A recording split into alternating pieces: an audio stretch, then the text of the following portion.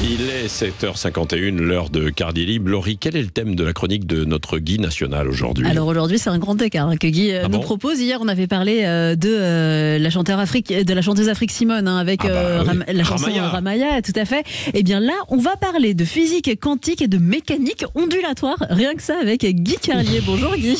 Bonjour Laurie, bonjour Patrick, bonjour à tous. Oh, j'ai perçu une certaine ironie dans votre lancement, Laurie, mais il est des thèmes de chronique auxquels on ne peut échapper.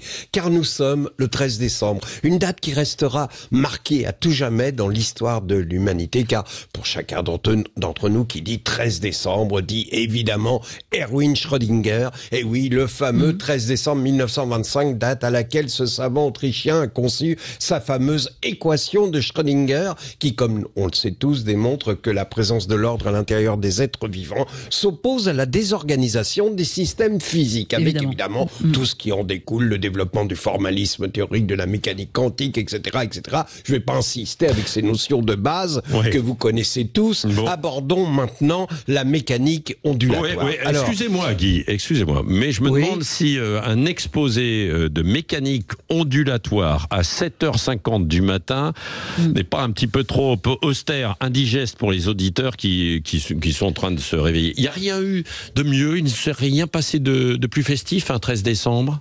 Bon, bah écoutez, puisqu'il vous faut du léger, du superficiel, on va parler des fraises Tagada. Ça vous va, ça, les fraises Tagada? C'est pas trop austère? Très bien. Oui, vous avez... Finalement, franchement, je vais être honnête avec vous, Patrick, on s'en fout de l'équation de Schrödinger, car le seul 13 décembre qui reste dans nos esprits, c'est le 13 décembre 1920, date à laquelle Hans Riegel, bienfaiteur de l'humanité, a créé le paradis sur Terre. Hans Riegel habitait Bonn, en Allemagne. Il a pris les deux premières lettres de son prénom, Hans, donc H-A, de son nom, Riegel, R-I, et de sa ville d'origine, Bonn, Beau, pour créer la société Haribo, dont la raison sociale était la fabrication de bonbons, caramels et chocolat. Haribo, c'est le lien avec nos enfances. Chacun de nous a son bonbon préféré. Comment ne pas être bouleversé lorsque Jean-Luc Mélenchon évoque les fraises Tagada de son enfance, ou lorsqu'Éric Ciotti raconte la boulangerie près de l'école primaire où il allait acheter des dragibus, ou en pensant à la petite Arlette Chabot avec sa cagoule de laine en hiver, à qui un garçon amoureux offrait des roux-doudous. Ou bien vous, Patrick, qui m'avez confié tout à l'heure être bouleversé à chaque fois que vous repensez au rouleau de réglisse avec la petite bille de chewing-gum de couleur au milieu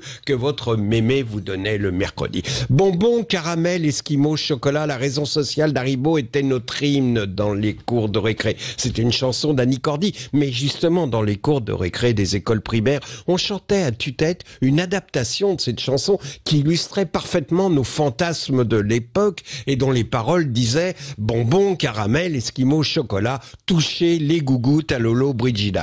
Alors même si aujourd'hui je ne fréquente plus guère les cours d'école primaire, je me rends bien compte à quel point le mot gougoutte est tombé en désuétude. Mais malgré tout, cette adaptation démontrait le lien psychanalytique entre les bonbons des enfants et la sexualité des adultes, et comment on passe des réglisses au body love le samedi soir.